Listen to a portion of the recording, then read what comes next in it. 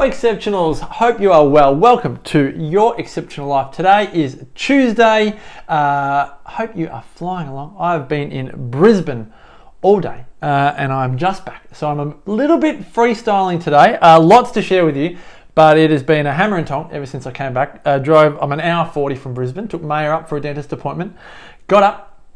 She had a 20-minute appointment and straight back down. So 4 hours, best part of driving for 20 minutes, but very well worth it. This is the podcast or the Facebook video or the Instagram TV video or the YouTube video. This is the podcast dedicated to helping you master all 8 areas of life, your life purpose or your career, as you might like to call it, or your dharma, or I could come up with lots. The reason you were born to live, your movement, your social life, your nutrition, your love and relationships, your growth, your wealth, your spirit, soul and faith, all 8 of them are vital because, as we've said, and I'll do a little recap for those of you that are watching this for the first time, if you just stuff up one of them, the consequences are disastrous. Stuff up life purpose, it's regret. Stuff up movement, it's demented. Stuff up social, it's depressed. Stuff up nutrition, it's diseased. Stuff up love and relationships, it's divorced or bitter. Stuff up growth, it's bored. Wealth, broke. Spirit, broken. We are up to here today. It is avoiding boredom in 2020 and beyond. The flip side of all of that is, we all want this, I'm sure. We want a life where we're inspired, full of vitality, engaged or connected with the world, energized, loved, enthusiastic, independent, and fulfilled. Well, I do, and if you're watching this, I reckon you might as well. So today, now don't kill me, you know I'm a journalist by profession, but today we're talking about the news and how the news can, not just can, but really is bad for a lot of us.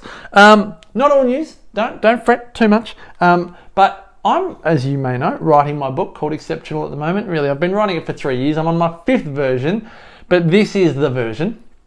And the chapter on growth and be a bit of growth, bit of spirit is all around news. I've shared this information for probably 3 or 4 years, and just before I recorded this video, I thought I'm going to just Google the source of this information and see if it's been updated. And I came across a great YouTube video, which I'll put a link in here, but it's by a man called Rolf DeBelly. So Rolf DeBelly wrote a book called The Art of Thinking Clearly. The content of that book was picked up by The Guardian, and I found the article again a few years ago, and it might have been Why the News is Bad for Your Health or something like that. Anyway, so here's just some stats and some clear facts, and then I want you to just ponder. Rolf DeBelly in his TED Talk that I just watched said that he's gone cold turkey on the news, and he lists his reason. And in Australia at the moment, if anyone suggested that you go cold turkey on the news, you would be almost accused of being borderline irresponsible, given the bushfire crisis that we find ourselves in. So I know it's a sensitive issue for some. When I present this in the corporate space, I do get some surly looks. I always remember a presentation I gave down south of Sydney, I won't say where, just in case, and I got some major aggression coming back to me for suggesting not eliminating the news, but limiting the news. Some people made great changes, like instead of reading the news on their phone over breakfast, they'd actually put their phone away and talk to their kids over breakfast. So anyway, I'm moving forward. Again, it's in massive freestyle mode today. So these are the stats, right? On average, we consume between 10 and 20,000 news stories a year. Now, if you do the maths, 200 a week for 10k a year, 400 a week for 20,000 a year, 400 a week, 70 a day. If you are watching an hour of, watching or consuming an hour of news a day, 30-minute news at night, 15 minutes in the morning, 15 minutes in the day, it's possible. If it's more, it's more. Anyway, these are just numbers, but the numbers aren't unachievable. I think 10,000 is very achievable. I don't know where you're at in your consumption, but it's really, what's the word? It's a bit confronting when we recognize how easy it is, particularly, I like Twitter. I'm a footy man. I love Twitter to see what's happening in the world of sport, but you can't avoid being taken in, but particularly at the minute, videos of fires and Trump, and there's so much news on Twitter. But But it's easy, particularly with apps these days, to consume far more news than we used to. It used to be the radio, the newspaper, and the TV. Now, it's a whole lot more.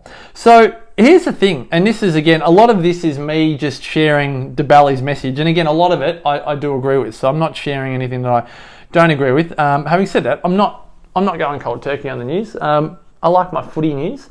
It's more that most news is bad news. I think that's the key. Most news, again, coming from my journalistic background, it's good news doesn't sell. You don't buy a newspaper when it says bright sunshine and picnic weather. You buy the paper, as cruel as it might sound, when it says bushfire disaster. Your area could be at risk. Or I remember a headline over Christmas: Australia's heart has been broken. Was the headline. Now, if it was Australia's heart has been renewed, it's not going to sell as many papers. It really comes down to our wiring. Again, I know I've only got a limited time here, but it comes down to our wiring. We're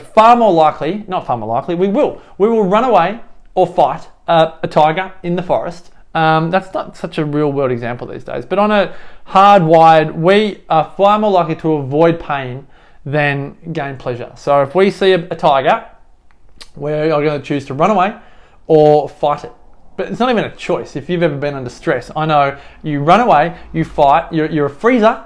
You're a fighter, a flighter, or like run away, or a freezer. I'm a freezer. If I see the tiger, I like, and these aren't even conscious responses. Anyway, I am again digressing. So, 10 to 20,000 news stories a year. Here's a stat. I'm going to go straight down here, and I just watched this, and it totally rang true with me. Here's two things. First of all, of these 10 to 20,000, how many of them do you, one, remember, and two, had a profound impact on your life? Like, you're so glad you read it. Most of the time, the answer is 0. A book, though, on the other hand, book, I can, highlights, passages, reread this, reread that, it's... Anyway, I'm moving to the next part of the video. But here's the example that DeBally gave in his TED Talk, and I love this.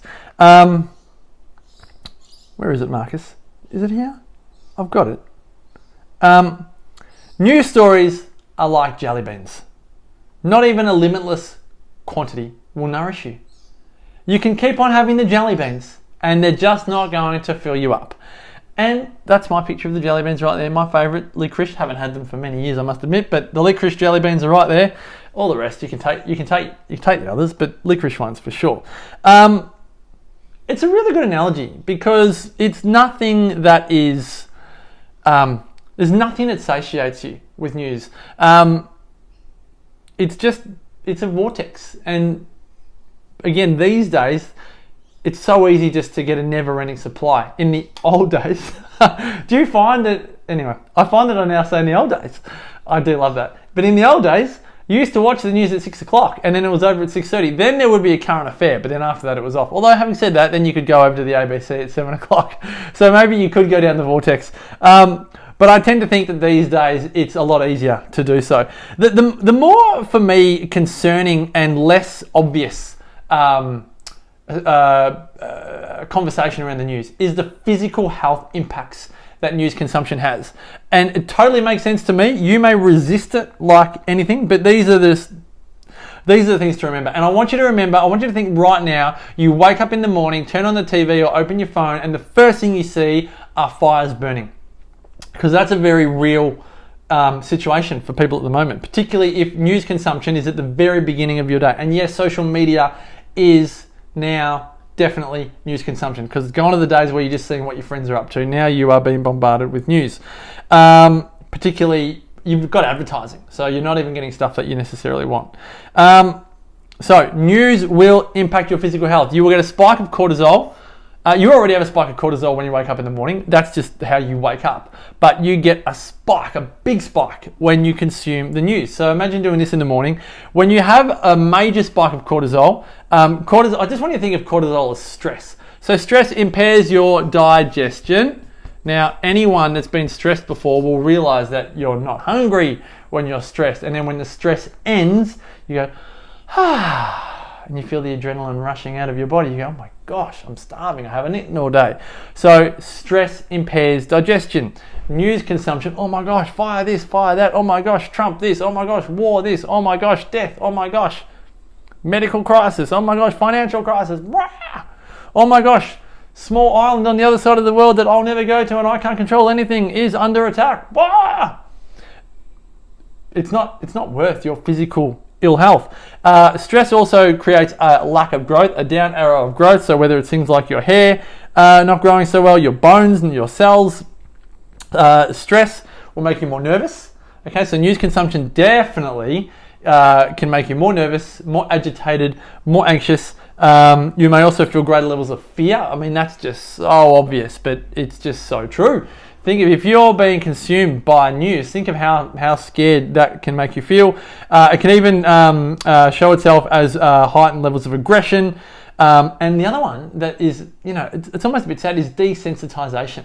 And again, it's almost unpopular to talk about right now, but so many people now are just used to hearing about the fires. It's almost become the new reality. And to the point where it's become desensitized. Put you in front of a fire, none of us would be desensitized, you would think. But now we're just so used to seeing orange flames that it's somewhat desensitizing. Do you remember when we spoke about this as a society about the TAC ads? We were like, stop putting so many TAC ads on the TV because we are becoming desensitized by dying in a car. And so now they do different ads, like the guy walking, and it's like, how many deaths are acceptable on the roads? And he's like, 100 maybe? And then there's 100 family members behind him. You can tell I'm really going everywhere, aren't I? But I hope you're enjoying this. So I want you to consider your news consumption in 2020. Is it a good idea for you to reduce and or eliminate? Now, I'm definitely not saying you have to eliminate, okay? But if you are on this side, really, even if you're here, I mean, it's just not necessary. What is it? What did I say it was? 200. It's 40 a day, working day. And you're not having any news on the weekend. That's it. And that's 80 a day, working day, none on the weekend. But where do you think you are right now? Just give yourself a little measure. And then where do you want to be? Because I think I'm not here on this brief video, and I don't know who you are right now, but I love you and thank you for watching. I don't know your lifestyle. You might say, Marcus, it is imperative for me to watch the news. If you're working in the newsroom, yes, I agree with you, 100%. But if you are not, then I'm not sure. And I'm just talking about the tabloid news, okay? But I really want to talk about, how much time have I got? I really want to talk about what you replace that news consumption with. I've only got a minute, 2 minutes. Books. Let books be your news. And not just trashy books. I mean, they're good, don't get me wrong. But books that make you think, books that challenge you, that broaden your view. I love autobiographies. I loved reading Les Mis. That was my favorite book of last year. I've got Hunchback of Notre Dame sitting right here. It makes you think about the world and your life. Creating Room to Read by John Wood, leaving Microsoft to change the world. Stuff that challenges you. Books, podcasts. Like, choose your own media. When you're consuming traditional news, you are being fed an agenda, particularly the news, but also the advertising. Books and podcasts, yes, there's some advertising in podcasts, but books, there's no advertising. So you're choosing to read that book and absorb that content, and there's no advertising. Books, podcasts, courses, which really courses, like when I run events, I say events are TV, podcasts is radio, and blogs are print. Okay, so courses is like watching TV, but it's like interactive TV, like going to live events. So courses as in live, but then other courses, I know timer, other courses as in online. Okay, so they are key. And then the other one I want to put down here, because I think they're great, movies and docos. But don't over doco yourself. Don't have so many docos, particularly the ones about health and wellness in the world, where you now think the world is stuffed. You think you've got to go vegan forever and the world's dying. I'm telling you, that's just one side of the coin. If you're buying into that belief, you've got to get the other side. I know there's plenty of good news websites and Instagram profiles and the rest. So choose this in 2020. Make a learning list of this. Eliminate or reduce. I'm not going to say eliminate. Reduce this and replace it with this. And I promise you, your life will improve magnificently. You'll continue to live your exceptional life. Have a wonderful day, folks. Thanks for watching. Bye, bye, bye.